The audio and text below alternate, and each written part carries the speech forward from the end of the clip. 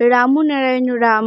আমি সর্বপ্রথম ঠাকুর শ্রী শ্রী বালক ব্রহ্মচারী মহারাজের চরণে জানাই শতকোটি প্রণাম এবং আপনাদের সকলকে জানাই বৈদিক অভিনন্দন।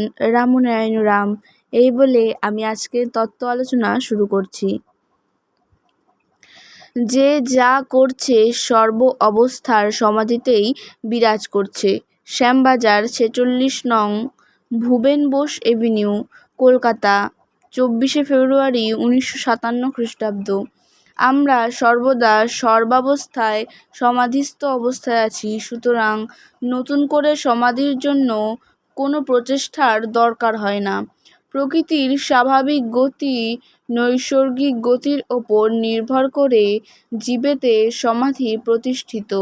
সুতরাং এই যে সমাধি, নির্বিকল্প সমাধিতে বাহ্যজ্ঞান হারিয়ে যে কোনো অবস্থায় গেলেও চৈতন্য সেখানে বিদ্যমান থাকে।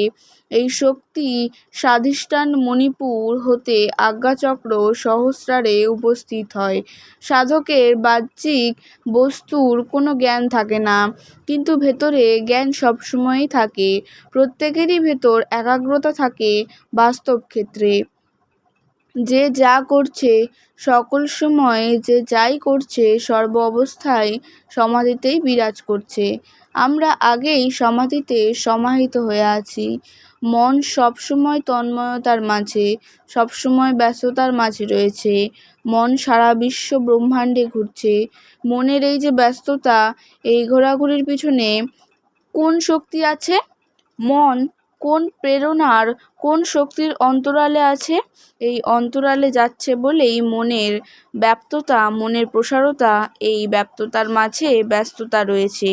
এই মন কোন শক্তি দ্বারা চালিত? যেখান থেকে মনের উদ্ভব হচ্ছে, সেই কেন্দ্র হতে মন নিবিষ্টতার ভেতর দিয়ে, গ্ল্যান্ডগুলির ভেতর দিয়ে ছুটে চলেছে। মনের এই নিবিষ্টতা গ্ল্যান্ড হতে বা অন্য কিছু হতে উদ্ভব হচ্ছে। মনের এই যে বিকাশ প্রথম পাত্র হতে নিবিষ্ট হয়ে একাগ্রতার রূপ নিচ্ছে। একাগ্রতা আছে বলেই মন ব্যপ্ত হতে পারছে। মনের সেই অবস্থা একটা সমাধির অবস্থা নিচ্ছে। মনের সেই অবস্থার সংজ্ঞা কি?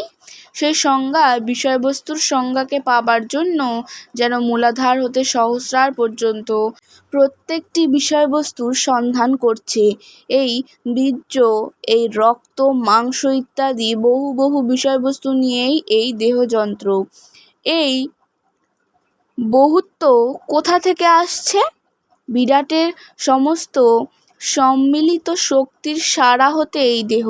এই দেহ আবার পঞ্চভূতের বাতাস হতে, জল হতে, আলো হতে, তাপ নিয়ে, মাটি নিয়ে গড়ে উঠেছে। পঞ্চভূতের সম্মিলিত সারা নিয়ে এই যে দেহ, তার মাঝে চৈতন্য আছে। এই যে চেতনাধীন মন প্রত্যেকটি বস্তুর সহিত সংশ্লিষ্ট আছে। ধ্যেয় ধারণা ধাতা একই বস্তুর বস্তুত্ব। এই তন্ময়তার গভীরতম অবস্থা প্রতি জীবের মাঝে বিদ্যমান। বাহ্য ইন্দ্রিয়ের দ্বারা তার প্রকাশ হচ্ছে।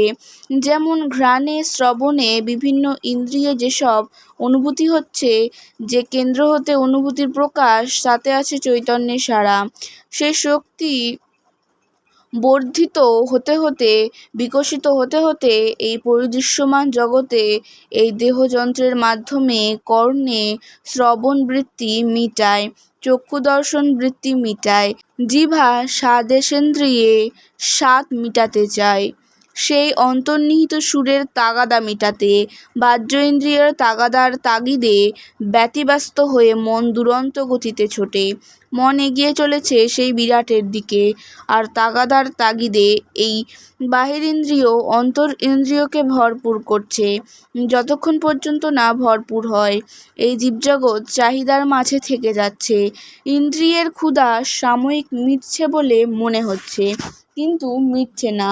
এই অনন্ত ক্ষুধা মনের ভেতর দিয়ে প্রকাশ হচ্ছে। ইন্দ্রিয়ের এই বৃত্তি শুধু ক্ষুধা নয়, এটা নৈসর্গিক, স্বাভাবিক, প্রাকৃতিক নিয়মানুযায়ী। এই নিয়ম আমরা স্বাভাবিকভাবে মেনে চলেছি। প্রতি মুহূর্তে বৃত্তির নিবৃত্তি কল্পে এগিয়ে চলেছি।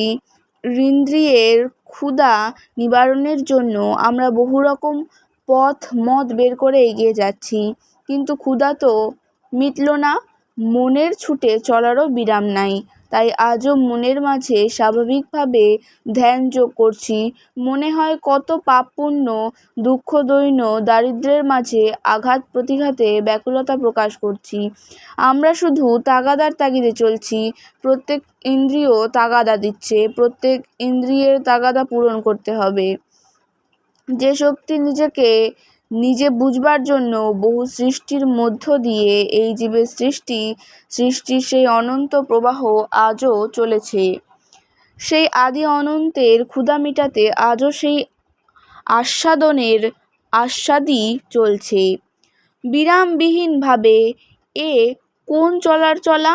যে আদি ও যে সমাধি, এই দুটোর একত্ববোধ প্রতি বস্তুর মাঝে সন্নিবেষ্টিত ও প্রতিষ্ঠিত।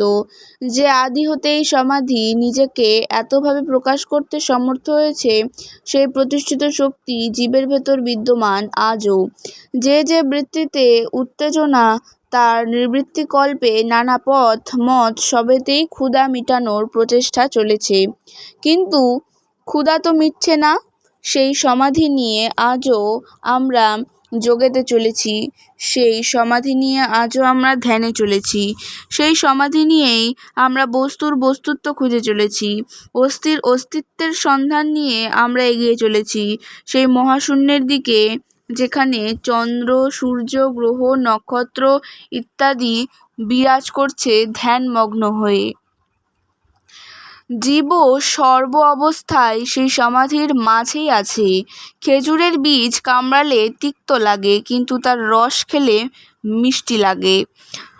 যতক্ষণ সমাধিরূপে বীজ জন্মের আদি হতে প্রত্যেকের মধ্যে রয়েছে, এ বীজ যখন ফুটবে এরকমই মিষ্টত্ব রয়েছে তার মাঝে, সেটা তখন বুঝবে। জানার পথে এগিয়ে চলেছে সেই বীজ, সাথে আছে ক্ষিতি তেজ, মরুদ্যম আর ষড়রিপু, যা অধিষ্ঠিত আছে সর্ব ইন্দ্রিয়ে। কি গ্রাণে, দর্শনে, শ্রবণে, স্পর্শনে। আবার শুধু বীজ হলেই চলে না, বীজ বিকশিত হতে গেলে তার জন্য জল চাই, আলো, হাওয়া চাই, ক্ষেত্রও দরকার। একটা বীজকে যদি স্মরণ করা হয় বারবার, তখন সব কিছুই স্মরণে আসে। বীজকে নিয়েই যখন আসে, সব কিছুই সাথে আসে। চৈতন্য সর্ববস্তুর সার, মূলাধার স্বাধিষ্ঠান হতে সহস্রার। জীবের ভেতরে যে বীজ আছে জেগে উঠবে। আজকের তত্ত্ব ও আলোচনা আমি এখানেই শেষ করছি। দেখা হচ্ছে পরের ভিডিওতে। ভালো থাকবেন, সুস্থ থাকবেন। রাম নারায়ণ রাম। প্রতিদিন এরকম নতুন নতুন ভিডিও দেখতে হলে আমার চ্যানেলটিকে সাবস্ক্রাইব করবেন এবং পাশে থাকা বেল আইকনটি প্রেস করবেন। ভালো লাগলে অবশ্যই লাইক, কমেন্ট এবং শেয়ার করবেন। ধন্যবাদ।